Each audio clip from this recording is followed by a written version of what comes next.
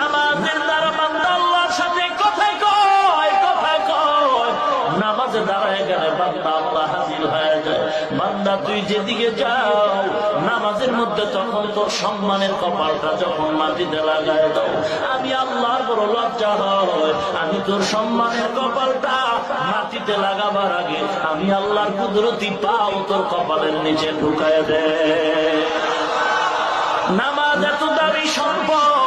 এই নামাজের দ্বারা বান্দার ঈমান তাজা হয়, আমল সুন্দর হয়। এই নামাজের দ্বারা চেহারায় নূর বাড়ে। অতএব 5 ওয়াক্ত নামাজ পড়া লাগবে। আল্লাহর নবী বলেন, মেরাজ থেকে আমি যখন আসছি আল্লাহ পাকের তরফ থেকে উম্মতের জন্য 5 ওয়াক্ত নামাজ নিয়ে আসলাম। কোন উম্মত যদি 5 ওয়াক্ত নামাজ আদায় করে, আল্লাহ পাক বলেন, পয়গম্বর উম্মতরা জানায় দাও 5 ওয়াক্ত নামাজ পড়ার মাধ্যমে আমি ওরে বাইতুল্লাহ তোর দরজায় যখন আমার সিনাটা লাগাই কলিজাটা ঠান্ডা হয়ে যায়। ও বাইতুল্লাহ, দুশ্মনের ভয়ে পারি না একটু মোহাব্বত করে সেজদা দিয়া নামাজ পড়ো।